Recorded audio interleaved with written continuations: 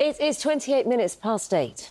The actress Dame Patricia Routledge has died at the age of 96. She was best known for the BBC classic sitcom Keeping Up Appearances, where she played the relentlessly snobbish Hyacinth Bouquet, even though it was spelt as bucket, we all said bouquet, as her character pronounced it. She also starred in Hetty Wainthropp Investigates. Her career on stage and screen spanned more than 60 years, from an early role in Coronation Street to starring alongside Hollywood trailblazer Sidney Poitier. Let's take a look back at some of her career. There's one thing I can't stand, it's snobbery and one-uppishness. People who try to pretend they're superior. Makes it so much harder for those of us who really are. You can't make them living on cups of tea, no matter what some folk think. Well, I better have a couple of them cheese pound cakes, then. I wasn't trying to suggest anything. Midday dance session. During lunch break, the older kids use the hall. I sometimes join them. So pleased that you have agreed to assist us. Jamil, this lady, she's a detective. She will track down your attackers. I wish you'd smile more when you're gardening, Richard.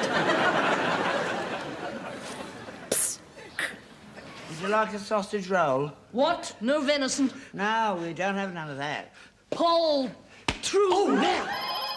Oh, it's very late. Is that an emergency? The Bouquet residence, the lady of the house speaking. We'll accept the case. Hey? It's not a question of money, it's a question of need. There'll be expenses on top, but we're not extravagant. You'll find that I am famous locally for my candlelight suppers.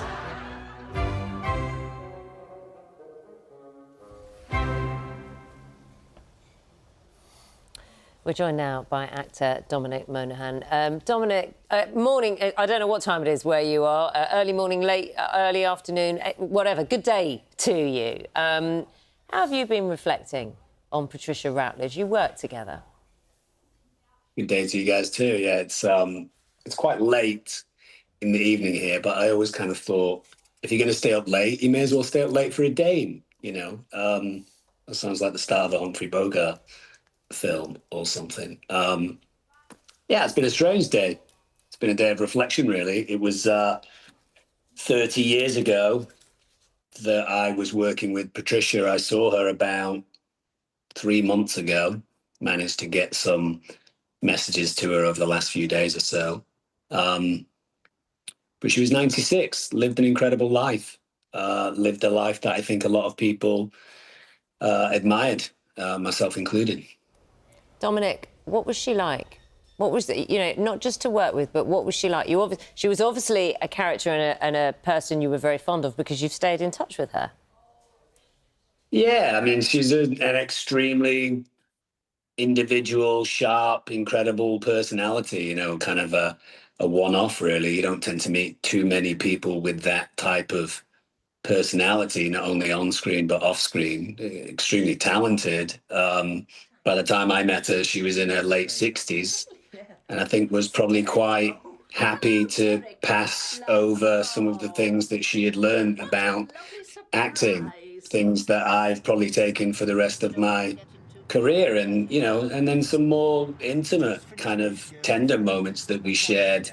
She was telling me when I saw her a few months ago that she remembered us both watching a lamb being born in the Peak District one afternoon when we were in between shooting, So I think when you work with someone for 4 years, there's a lot of experiences that you have with each other. But as a person, very individual, and as an actor, extremely talented. I mean, she won a Tony. She won a Tony in her early 20s. She was given a Tony by Groucho Marx, to just kind of put into perspective the kind of different types of things that she could do. Dominic, morning to you. It's Charlie here in the studio. I'm hearing what you're saying. It's lovely to hear your thoughts this morning.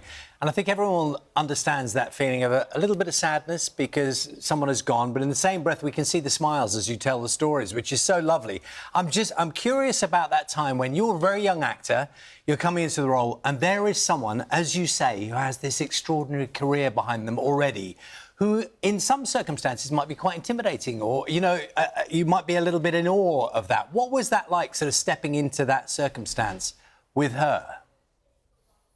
I mean, she was quite intimidating. She was certainly imposing. She was the boss. There's no question she was the boss of that show, and she led by example. But you should be so lucky to be led by example by someone like Patricia Routledge when you're 18 years old. You know, I walked on to, it was the first job that I ever did, and where you really learn as an actor is not in books and not in college or in school. You learn on set, you know. That was my first time on set. I thought that directors said lights, camera, action. It was Patricia who said, no, they're just going to say action and then you're going to work, you know. So she was an incredible mentor, and both at work as an actor, but also just in life, you know. I mean, as I said, I was lucky enough to see her about 3 months ago when I learned that her health, sorry, was slightly failing. And even then, we had lunch in London, and you know, she wasn't well. She wasn't a well woman. It took her a lot of effort to get there. And she was still asking about my parents, asking about my family, asking about my brother, and still happy to kind of give advice and laugh. And I was reliably informed that that was probably the last kind of outing that she took. And we were still able to have a glass of champagne together and tell some stories and make each other smile. In 1996, Dominic, she was voted the nation's most popular actress at the BBC's 60th Anniversary Awards. Did she know just kind of the place she had in television, British television audiences' hearts? I think she did. I think she was quite humble about everything. I mean, keep in mind she was from Birkenhead, you know. So I mean, there's a lot of kind of salt of the earth stuff going on there. She was obviously recognised a lot when we were working together. She's always very gracious, always very sweet about giving her time to people. And again, set another example for me in that regard. She was aware that certain things that she had done had made an impact. I think the interesting thing for me personally is by the time she was doing Hetty Wainthropp, I think she was very keen to do something that was kind of the antithesis of Hyacinth Bouquet. She enjoyed playing that role, but she wanted to stop because she thought that they had kind of run out of maybe some of the ideas of the role. And the character that she played with me was a very grounded, very northern, very matter-of-fact, real person, as opposed to, you know, the slightly stylized character that you got with Hyacinth. So I think she was keen to show that she could do anything, and she really could. Very funny, you know, very funny lady, very sharp, very very smart with her words, very physically very talented as a clown. You know, just, you know, she was the whole package.